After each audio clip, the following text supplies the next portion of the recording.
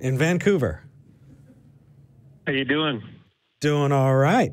Better than I deserve. I like it. Great talking to you both. Hey, good talking to you. What do you want to talk about today? Well, I have found two miracles that I've come up with proof. They're located on my website. My website address is Nope. Nope. Like No. Come on. Well, why don't you pick one and tell us about it? Well, yeah, so you can talk to us about proofs, and what we will do is if this conversation goes well, then we'll let you shill your own website. If not, then no. Okay. But this is definitely not a platform that you can steal and jump on and do that. Oh, okay. I didn't know that. Sorry about It's all that. good. It's okay. He said a Canadian sorry. I don't know. I love it. Yeah. Sorry. What's up, bud? Yeah. Okay, so are you guys familiar with the movie Jesus Christ Superstar? I know it exists. I don't think I actually I've never seen it. haven't either. Was Jesus in I've it? never seen it either. Okay, why are we Never talking seen about it? either. Well, I went on iTunes and I downloaded the one of the songs from the show, Mm-hmm. and it's been performed by 6 different artists over the years. Mm-hmm. And in each one of those songs, I can actually hear my name sung in the lyrics. Caleb, you emailed us. Is this Yeah. your miracle? Yeah, have you guys looked at it yet? I have. I haven't, and I'm not gonna. That's a pretty low bar, dude, for a miracle. I know it's So I think there must be a incredible, but song that mentions Phil somewhere, so I'm miraculous. well, so here's the thing. well, is- it's because it's the same song, and it's the Jesus Christ song, so that's what sort of threw me off a little bit. Well, so here's the thing. There's a long and terrifying tradition of people trying to find hidden messages in media. You have assassination attempts because of Catcher in the Rye. You have people who have tried to commit murder because of songs by the Beatles. And you have so long as we've been putting out media, people have been looking for things. In fact, when I was growing up, the Satanic Panic was very much still a thing in my I missed church. it all. You missed it all? You lucky bastard. My family was Methodist, which is really a kind of Christianity where we all get along and everybody's going to be okay and just do the right thing. Yeah. And you kind of get to heaven with everybody else. It was really, Damn. it's really chill. And matter of fact, if everyone was like Methodist and Anglican, You'd probably find a different hobby. life would be so much easier. Caleb, do you remember the Satanic Panic? Yes, I do. Yes, you do. Could you tell me just a little bit about the Satanic Panic? Because I get tired of explaining it. Well, it was sort of a period of time where, like, backmasking in music and stuff like that, people were concerned that, Satan was everywhere and stuff like that. You know that That's about all I remember. I couldn't listen to certain music. I couldn't watch certain TV programs. same here. Yeah, That's because rough. That's rough childhood, man. Well, Could you watch Love Boat at least? The thing is you were told that Love Boat's before my time. I'm sorry to do that to you, bro. That's good.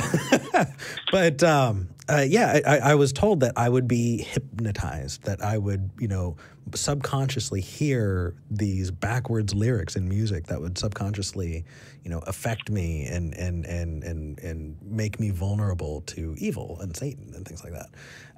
And so what you have, though, is you have this example. And by the way, I think it goes without saying, Caleb, that actually, no, it should be said. There are a lot of people who went to jail for accusations of satanic worship that, good people who went to prison for a long time for no reason. It was really bad. But the only reason I bring this up is because we as humans have a propensity to see patterns. We see patterns everywhere. Everywhere we look, we see them. And there are tons and tons of people who have messaged us and tons of people who have taken terrible action because they thought that they saw personal patterns that were geared toward them. So Caleb, how have you determined that this pattern that you see is real and that it's not, just you trying to find something? I mean, how can we tell what's authentic and what's not authentic as far as that's concerned? Well, that's why I wanted another set of eyes like yours to have a look at it just to see if, you thought the same thing or if you can tell me that I'm going crazy. You're not going crazy. That sort of thing. So I think I misunderstood. So let me ask to make sure. you're saying that your family, I'm assuming your last name, which we're not going to talk about, your last name is in this song, but not as part of the lyrics? The names of his family. Yeah, like members. if you went and Googled the lyrics, you wouldn't see my name in it. But if you listen to it, you can actually hear my name sung in it. Okay, is it the name Caleb or some other name? No, my full name. My full real name. As not part of the lyrics, but when listening to the song, you hear your name. Yeah. And okay. so Awesome. what I've done is what I want you to timestamped it all. Yep. You can search in YouTube, audio pareidolia. And you can. I'm familiar with what pareidolia. Yeah, and you can find songs that are sung in completely different languages. And if you get a good one, someone will put on the subtitles.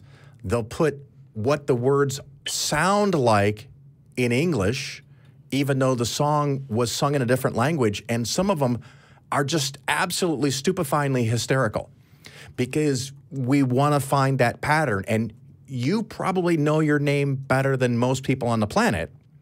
And so if something that kind of sort of sounds like your name, it'll pop out at you and you'll hear it.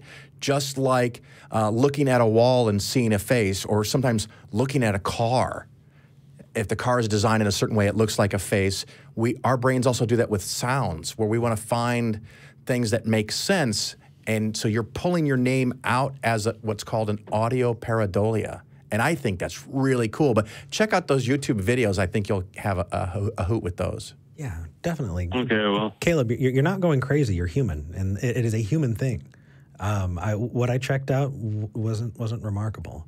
But if other people want to check out this kind of phenomena, one of my favorites is there's a God of War soundtrack song, and it has this, very deep, and it sounds like they're saying "Hold Devil's Pot of Tea, Mulan," and it's the funniest freaking video. And really, honestly, there are so many things that you can just kind of think you're hearing something, especially if you're primed for it. So I think you did an amazing job. Yeah, like there's another audio pareidolia that I know of, is that sometimes if you have a fan on, you hear just that fan.